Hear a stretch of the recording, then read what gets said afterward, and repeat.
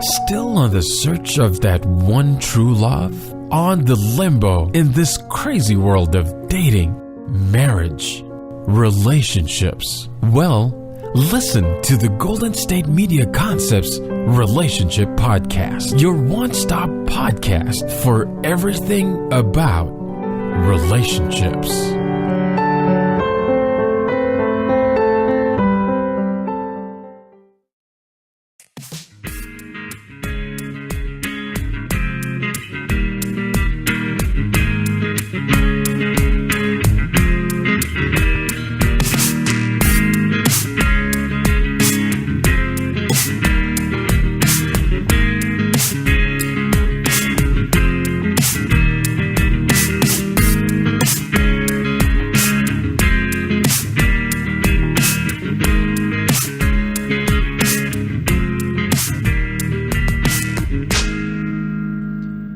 Well, hello, and welcome to Golden State Media Concepts Relationships Podcast. I'm your host, John Johnson, and this podcast is brought to you by Adam and Eve. So go to adamandeve.com, and for a limited time only, you'll get 50% off just about any item. The promo code RELATION, RELATION. And on this particular episode, I'm going to talk about being memorable. So those of you who have had an opportunity to meet someone, you think about, okay, we want to get off on a good foot, so we usually put we think about all of our manners, we dress well, we've planned for this evening. And as any first encounter that happens, one of the things that you think about, okay, how am I going to be memorable? How am I going to get to that second date? Because generally, a first date is about seeing, do you really want a second date?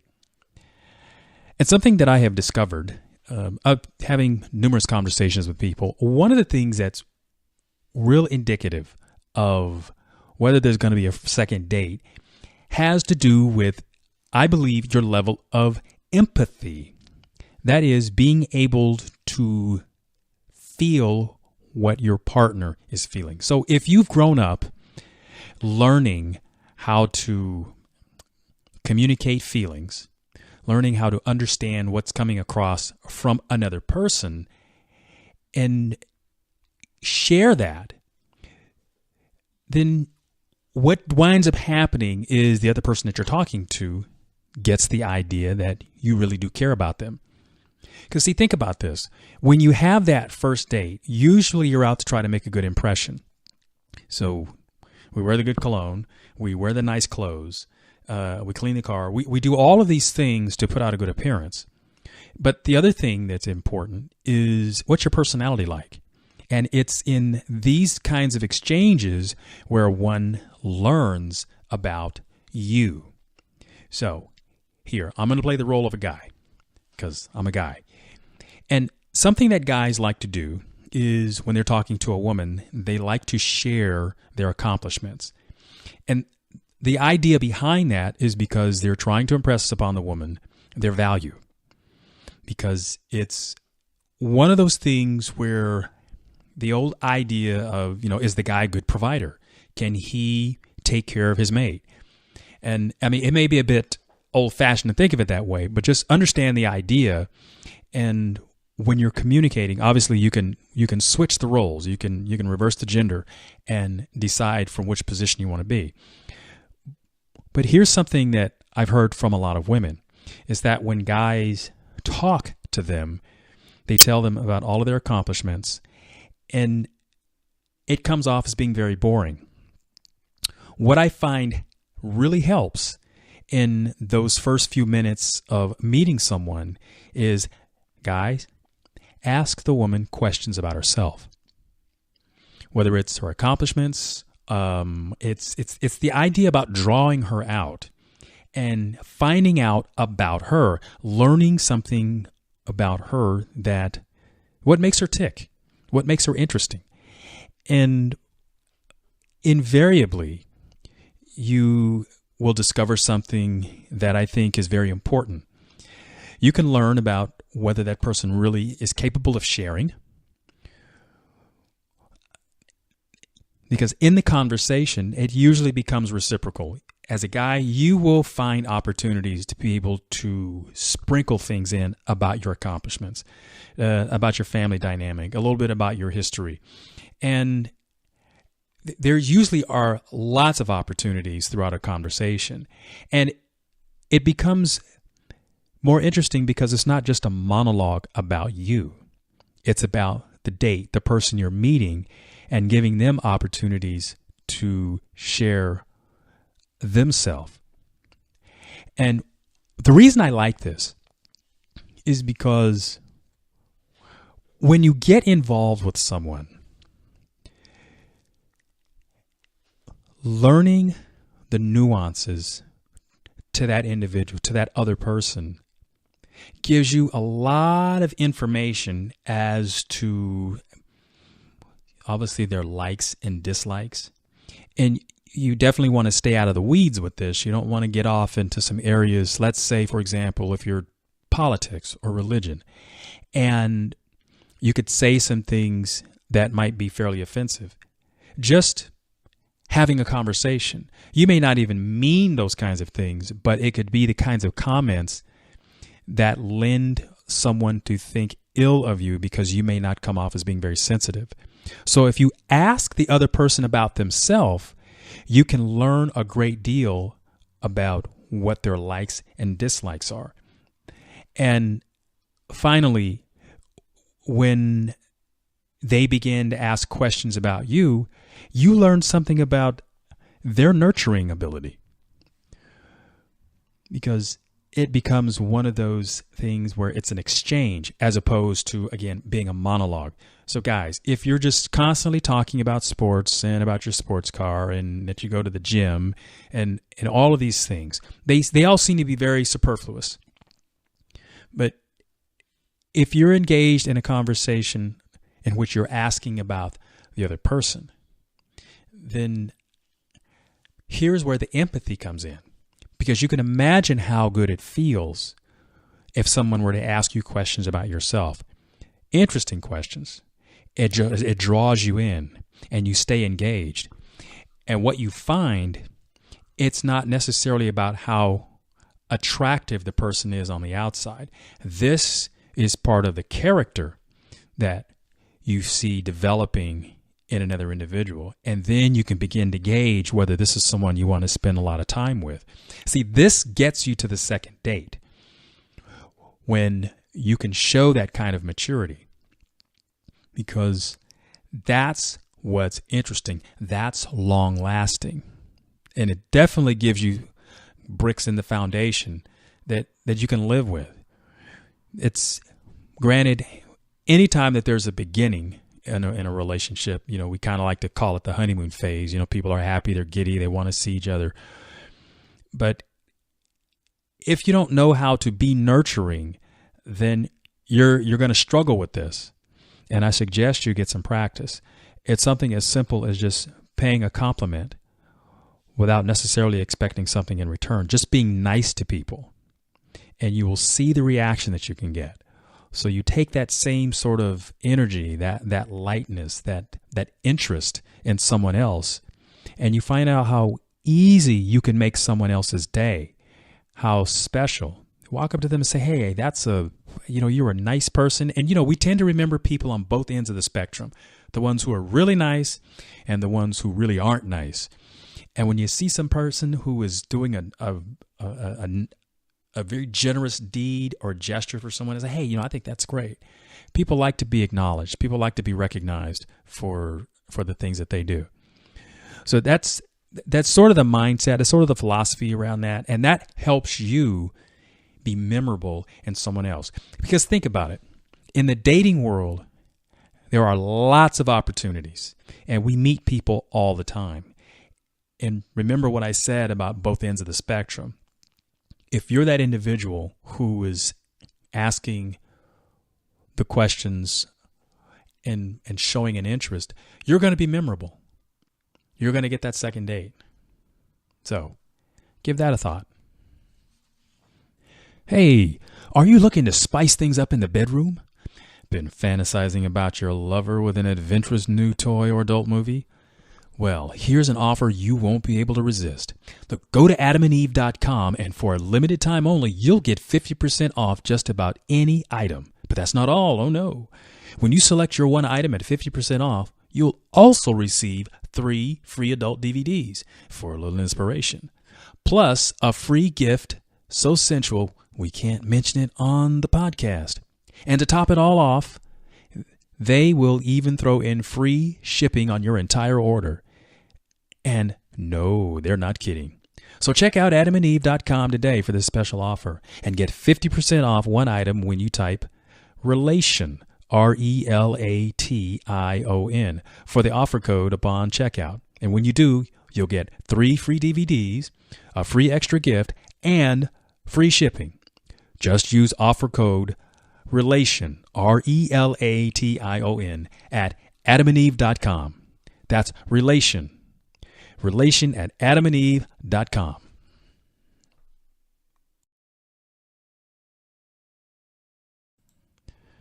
And we're back. This is the Golden State Media Concepts Relationships Podcast, and I'm your host, John Johnson.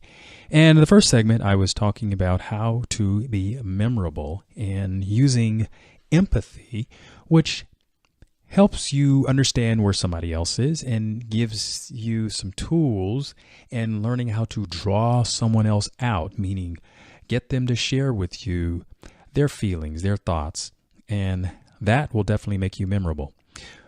I'm going to transition over to something else, and it is talking about when you have come out of a relationship and you're looking to make the transition to a new one. Hopefully you've had enough time to process why the old one didn't work.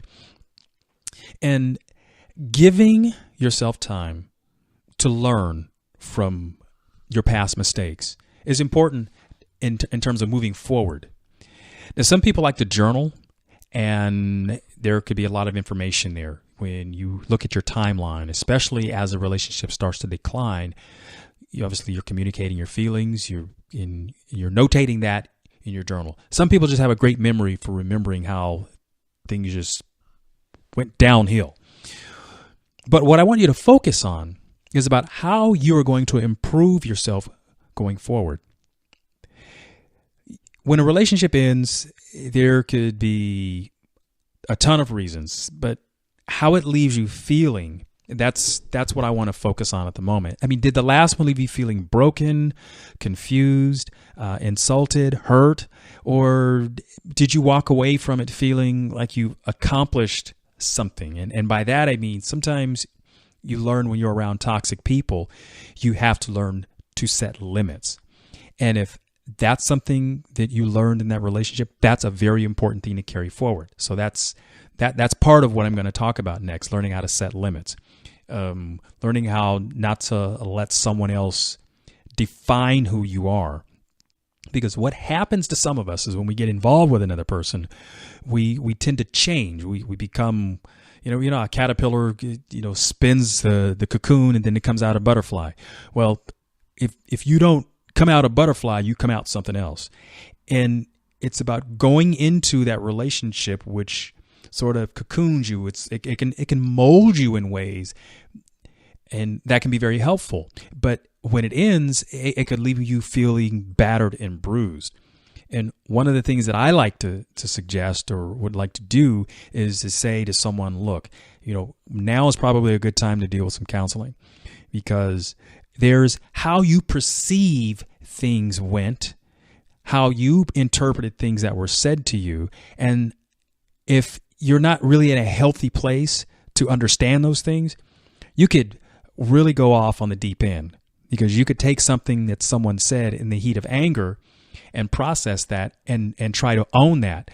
And that's what I find is really unhealthy when relationships end. And especially if you leave one and jump right into another, is when you're in that really wounded place, we're usually looking to heal. And oftentimes there could be somebody nearby, somebody in your sphere who can sense that and be that sort of Band-Aid. Well, this is when it's really important to understand yourself and what happened, and to be able to talk about it from that place. And counselors are very trained in helping you see who you are as opposed to the way people tell you things, especially those when you're ending a relationship, because there could be a lot of hurtful things that are said. I mean, there could be a lot of things that you're learning in that process. Maybe your personality isn't strong enough. Maybe you're someone who procrastinates, and your partner or now ex-partner was very troubled by that. Because when you need to make decisions, you need to make decisions. You might find out that you don't do really well with money. And that could be for a number of reasons. But when those kinds of things come up, then you need to work on that. Because believe it, if you're not really good with money, that's not going to help you going into the next relationship. Because you need to learn how to be independent, make decisions, and be frugal when you need to. There's also the part about learning what your expectations should be of another person. You see, if you have a personality that comes across as being very domineering and you don't give other people an opportunity to contribute, then maybe that's what drove a wedge between you and the last relationship. So if you carry that going forward, you might need to learn how to look for a response in someone else that could be, say, hey, you know what, you're coming on a little too strong, or you're not a very good listener because I'm trying to say something to you and you're not taking it in. You see, one of the things that I experienced when I was dating is I was very interested in women who had the skills to be very nurturing and very communicative. But I myself, having been raised by my mom, she not only had those skills, but she was also very money savvy. So people that tend to not be very thoughtful or very mindful when it comes to managing their finances, they seem to be a big drag on me. Because one of the things that I tended to do, being the guy that I was, being fairly chivalrous, is oftentimes I took that on as maybe a way of showing my investment in the relationship. I wound up spending money when I should have been thinking about whether this person that I'm now dating is good at managing their own situation. So I wound up really getting hit in the pocket. And this can go either way, whether it's a man or woman. But what I'm sharing is that experience, and I think we all have that. So my thing was I had to take a step back and really look at, why was I always trying to fix someone else's situation, financial situation, and I needed to learn to let them fix their own. And it certainly left me a lot better off. Why did I do that kind of thing? I think because in my perception of how things were going at the time, it was about, I was trying to be chivalrous. I'd open the door to the building, or open the door to the car, and I'd pick up the tab, and I thought that this is what a guy does when he's really trying to show that he's interested or engaged in that relationship, because, well, that's what I thought guys are supposed to do. Well, guess what? The reciprocal of that would have been someone who had cared enough to, say, maybe send me a card, or maybe maybe send me some flowers, or write a nice note, or call, or a text message, or something like that. And I didn't get that. I didn't receive that. So, at some point I thought, well, I must be doing something wrong because I'm not getting any of the affirmations that I'm doing right in this relationship. That having been the case, it led me to feel as though I wasn't good enough. And that part, the not feeling good enough, was something that I also carried with me from the old relationship. And I needed to resolve that and not have it be about the more money I spend fixes that, because it doesn't fix it. So hopefully I'm making it this linear here so you can follow along, that money is not going to fix those things, because the problem that I had is feeling good enough. All the money in the world is not going to solve that. I had to think about, what my needs are, what I value, and to be able to articulate that. And in the conversation, get the feedback from that other person and to see how they feel about it. Do they like to do halvesies? You know, when you go out on a date, do they want to do 50-50, or you pay on one evening and when you ask for the date, and when they call for the date, do they want to pay? You know, it's conversations like that have to be, you need to be able to open it up. And all the choices are fair game. So it's no longer just one way or the other, because in the end, it's really about having a balance, a healthy balance for both of you. I'm going to take a break, and we'll be right back. Tired of searching the vast jungle of podcasts? Now listen close and hear this out. There's a podcast network that covers just about everything that you've been searching. The Golden State Media Concepts Podcast Network is here. Nothing less than a podcast bliss with endless hours of podcast coverage. From news, sports, music, fashion, cooking, entertainment, fantasy, football, and so much more. So stop lurking around and go straight out to the Golden State Media Concepts Podcast Network. Guaranteed to fill that podcast itch. Whatever it may be. Visit us at www.gsmcpodcast.com. Follow us on Facebook and Twitter, and download us on iTunes, SoundCloud, and Google Play.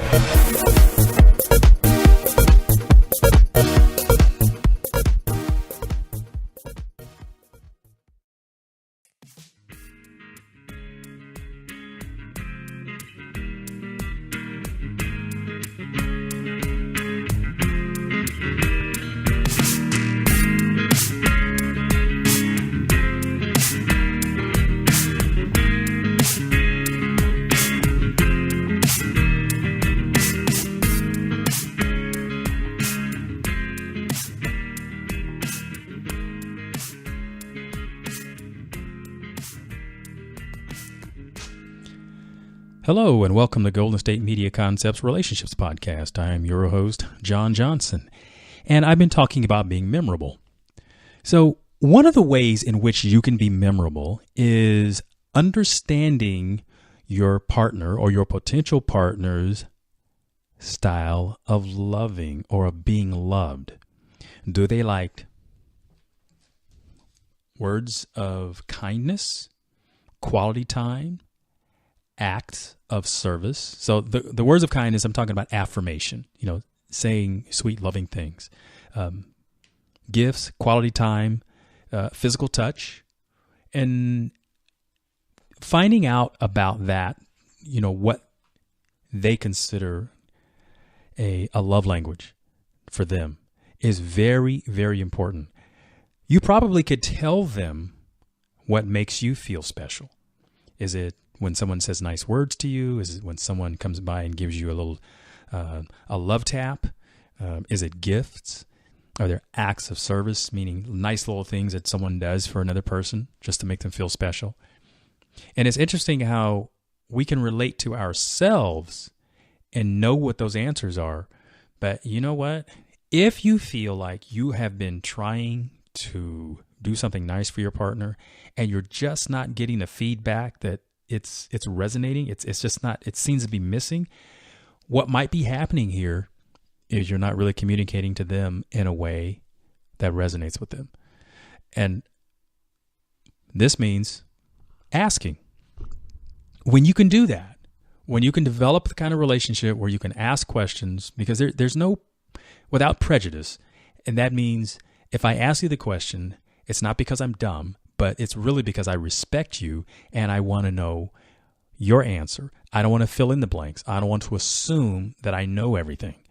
And I think that really shows that you respect your partner. I hope that if you're having difficulty communicating with your partner, have them listen to this podcast. So that way you both are on the same page. And given that when you're both hearing the same thing, I mean, you may hear it in different ways. You may interpret things a little differently, but at least you two can listen to it together and it gets the conversation going. And then you can get on the same page so that you don't feel like you're just spinning your wheels. when you're trying to love someone, when you're trying to give them your best, and it just seems to miss. Because I'm sure that could be very gut-wrenching when you've taken time to plan something, and this is, say, an act of service. Let's say you want to do something for someone else, and your significant other is there. That's someone else I'm talking about. You're doing something for them with them in mind, and they just don't seem to react to it in a way that seems very appreciative. That could leave you feeling, you who did the deed, it could leave you feeling very unappreciated. And if this is an experience that you've done something and didn't get the response you thought you should have, it might be high time that you have this kind of conversation, finding out what their love language is, finding it if it's a mismatch, then it may also be happening on the other side, where they think they've done something nice for you and you haven't responded. So in order that it doesn't become a stalemate and become frustrating for both of you, let's open the conversation and find out what these things are. And you know what? If you find out that the love languages are different, there's nothing wrong with that. It just means that when you do something for your partner, you do it for them. And that's a very loving thing to do. Do what they can appreciate and vice versa. And it really serves to open up the relationship in a very, very special way. See, that's unique because then that's very special between the two of you. It's memorable because it's something that you two have done for each other. And what better way to be able to add to the love and expression of that than to really know what your partner wants instead of trying to guess. Because the guessing part of this is, it can be hurtful, and you can keep missing just over and over and over again. And that's not any fun. Sometimes it gets expensive, just from the standpoint of you might be buying gifts when it's not gifts that they really want. They might just want your time, just to sit and for you to listen while your partner vents. Or maybe not just venting, because it doesn't have to be bad. It's just something that they want to look in your eyes. They want to feel your presence. That's why you have a relationship, because you have the opportunity to do that. You have exclusive rights to be able to do that. Time is precious. One of the things I also mentioned was physical touch. And it's sort of, what does it mean to be affectionate? Being affectionate is a way of showing you care about someone. It can be important. It can be an important part of keeping a relationship strong and loving. And you can do it by saying, I love you, as well as by, holding hands, kissing, cuddling. And I like acts of service. See, that's something that I've done. And it could be, so here's an example of something that I would do. I'm a gadget guy, and I'm a guy that can fix things. So whenever someone had something that was broken, one of the ways that I could show that I really cared was I'll say, let me fix it. And I got a lot of satisfaction out of fixing things because I learned to be really handy with tools from a very young age. So I tend to understand machinery really, really well. And I know there are a lot of people that don't. So, when I'm trying to be, very loving to my friends, that's one of the ways in which I do it. So I'm not necessarily a person who would use a lot of words of affirmation, although I understand it. That was something I had to practice. Gifts and cards and money, as I kind of shared earlier, one of the things that I did probably too much was in opening my pockets.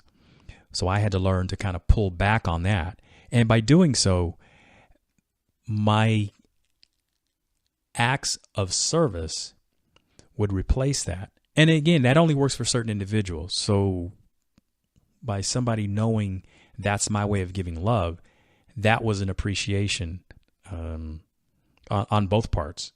So I got to be my best self, and they got to get something that they wanted. So that's an example of how to be memorable. So I'm going to wrap it up. I'm John Johnson, and this is the Golden State Media Concepts Relationships Podcast. Thank you for listening.